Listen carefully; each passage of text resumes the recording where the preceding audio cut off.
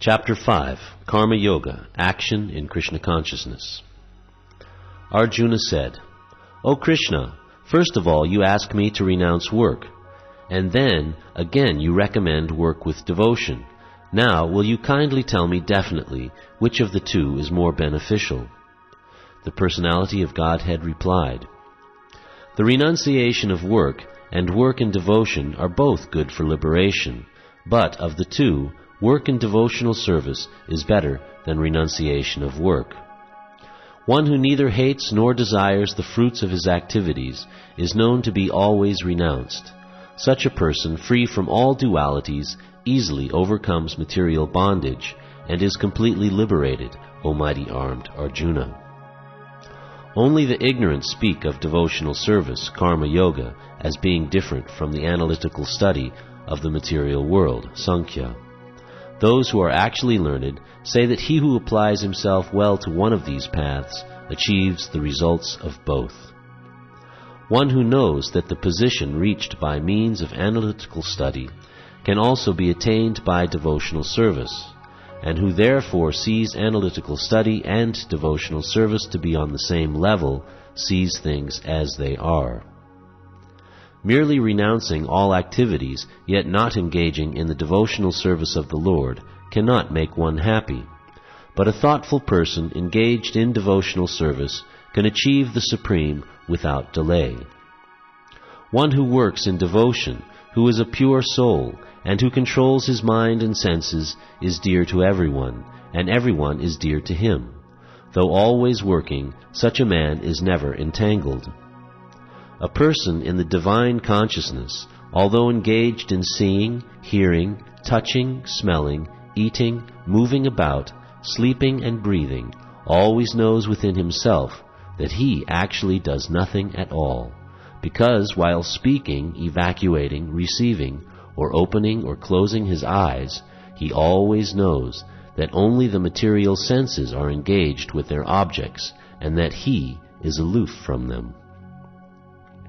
One who performs his duty without attachment, surrendering the results unto the Supreme Lord, is unaffected by sinful action, as the lotus leaf is untouched by water. The yogis, abandoning attachment, act with body, mind, intelligence, and even with the senses, only for the purpose of purification. The steadily devoted soul attains unadulterated peace because he offers the result of all activities to me, whereas a person who is not in union with the divine, who is greedy for the fruits of his labor, becomes entangled. When the embodied living being controls his nature and mentally renounces all actions, he resides happily in the city of 9 gates, the material body, neither working nor causing work to be done. The embodied spirit, master of the city of his body, does not create activities, nor does he induce people to act, nor does he create the fruits of action.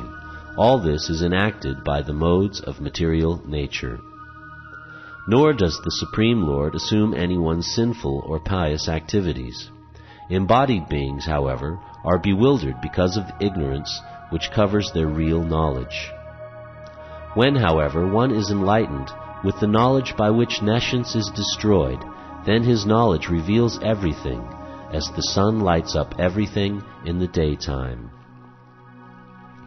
When one's intelligence, mind, faith, and refuge are all fixed in the Supreme, then one becomes fully cleansed of misgivings through complete knowledge and thus proceeds straight on the path of liberation. The humble sage, by virtue of true knowledge, sees with equal vision a learned and gentle Brahmana, a cow, an elephant, a dog, and a dog-eater, outcast. Those whose minds are established in sameness and equanimity have already conquered the conditions of birth and death. They are flawless like Brahman, and thus they are already situated in Brahman. A person who neither rejoices upon achieving something pleasant, nor laments upon obtaining something unpleasant, who is self-intelligent, who is unbewildered, and who knows the science of God, is already situated in transcendence. Such a liberated person is not attracted to material sense pleasure, but is always in trance, enjoying the pleasure within. In this way, the self-realized person enjoys unlimited happiness, for he concentrates on the Supreme. An intelligent person does not take part in the sources of misery, which are due to contact with the material senses.